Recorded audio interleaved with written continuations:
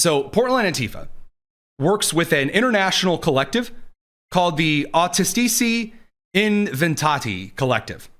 I'm going to call it the A/I Collective. It is an Italy-based hacker cell that provides far left extremists with encrypted communications, calls, web hosting services, all concealed from law enforcement. They also provide a lot of the guidance and terrorist training, for example, for the Rose City Antifa. Now, you may recall Rose City Antifa. If you don't, again, one of the most active Antifa cells in the country. They have launched campaigns for attempted murder, for example. By attempted murder in this case, I mean this laser tag poster. It says, every night for weeks, we're forced to listen to the threatening rhythm of helicopter blades as the federal regime spies on us. As the federal regime spies on us. So anyway, this October 11th at 9 p.m., you're invited to fight back and essentially asked everyone to go outside and shine green laser pointers at helicopters. That's attempted murder. That is, to blind pilots and cause accidents that will likely hurt other people that the helicopter flying over metropolitan Portland to force those to crash because you're afraid those are actually federal helicopters. Again, that's provided by this international organization, this particular terror outfit here. So again, quote, Rose City Antifa used a site hosted by A/I to dox immigration and customs enforcement agents and incite attacks against them at their homes and organize terror attacks, again, like this particular laser tag, quote unquote, event. Also providing guidance for committing arson. Detailed guides on waging terror attacks on critical infrastructure through arson, bombings, and sabotage. And by the way, for the record here, if you're asking the question already, if these groups have been declared international, like terrorist organizations, doesn't this mean the National Guard, nay, the active duty U.S. Army, has not just a right, but a responsibility to go into Portland and arrest anyone who is possibly associated with this? The answer is absolutely yes, they do. And they should. Again, when they are openly hosting and servicing sites calling for arson and murder and showing you how to do it, that literally is specified in the Insurrection Act as being a big flipping no-no.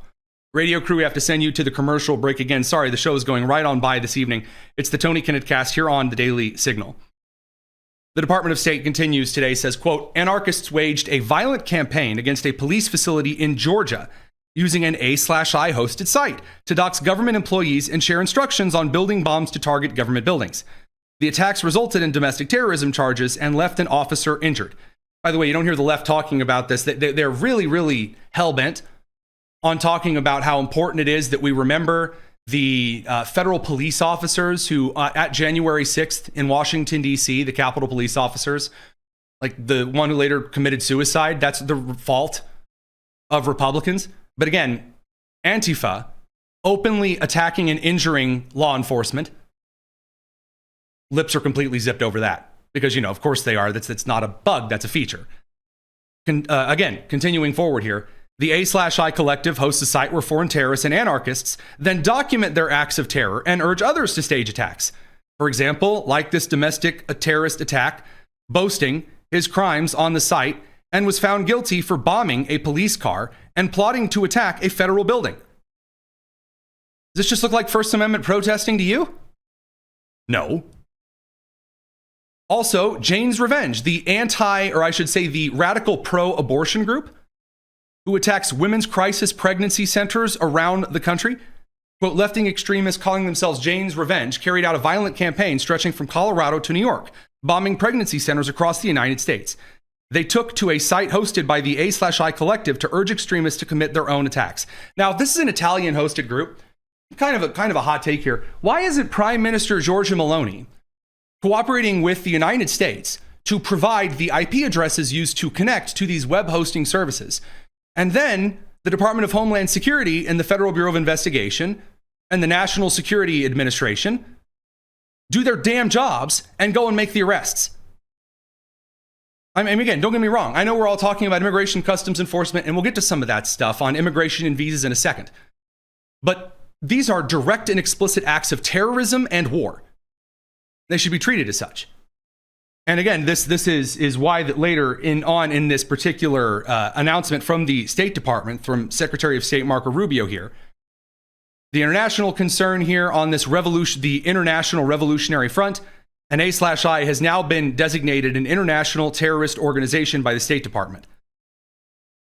So that blocks all assets of the designated entity under the U.S. jurisdiction, and then also allows the United States to seize various funds and assets. Now, is that enough? No, it's not. But there are a couple of things the State Department did today that are a considerable step toward the right direction. So this has to do with a judicial order, and then also Rubio, giving the middle finger on a couple of things. So in two ways here. First, a federal judge, we covered this earlier this week, U.S. District Judge Jeanette Vargas, ruled on Friday of last week that the State Department was not allowed to require consular offices, the United States consulate, to deny immigrant visas to 75 different countries. So there are 75 different countries that the Trump administration happens to notice. There's a lot of security threats and problems. People from third world countries, Radio crew, welcome back from the commercial break. The Trump administration recognized 75 different countries, not really great places. And it turns out a lot of those places do not do proper vetting of individuals that want to immigrate into the United States. In fact, in the case of Somalia just third-party exported all of their Somali vetting for the people that wanted to come from Somalia to the United States to Kenya, ranked one of the most corrupt nations in Africa, which is a pretty high bar. So the United States, through the Trump administration, said these 75 countries, no, not allowed to come in. All consulate offices are to say no. And this particular judge, Jeanette Vargas, she ruled Friday that the State Department is not allowed to do that because that's stinky and it's mean and it's racist. Essentially, she said, you're not allowed to just designate certain countries as no-goes for a pause on immigration. That's not a thing. Federal judges don't have any authority over the Secretary of State in this matter at all, whatsoever. There were a number of individuals that came forward and said, well, it's like checks and balances. That's not what checks and balances mean. Okay, the Secretary of State has constitutional, unilateral authority under the President of the United States to decide who does and doesn't get in. Guys, that's just a rule. There's no constitutional law, there's no constitutional amendment that says anything other than the Secretary of State gets to shut off immigration if he wants. That's how it works. So the official statement here, again, first to Fox, who we're pulling this report from, who said this was an exercise in Orwellian logic. State Department spokesperson Tommy Pigott said American taxpayer-funded public benefits belong to Americans. President Trump's made it clear that immigrants must be financially self-sufficient to protect these public benefits from American citizens. This rogue judge's misguided opinion wrongfully undermines the long-standing legal authority of the Secretary of State, meaning they're going to put it to an appeal. So what did they do? They did a little malicious compliance, and this is pretty cool. So what the Secretary of State said is, well, if there's all of this new guidance and training, well, then what we're going to have to do is bring all of the consular offices back one by one and train them on the new Secretary of State, Little Miss Judge Jeanette Vargas, and she thinks that she's now the Secretary of State. Well, we really need her to issue guidance. So we're going to bring all of the consular offices back and train them one by one by one. And we'll do this as quickly as possible. And until then, everything is paused. So Rubio and the State Department said, okay, well, since this judge wants to play Secretary of State, tell you what, while she waits to assume her duties, we're going to pause all immigration, period.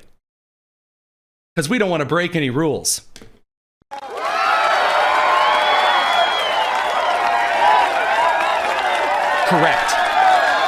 Correct. That's how you do it.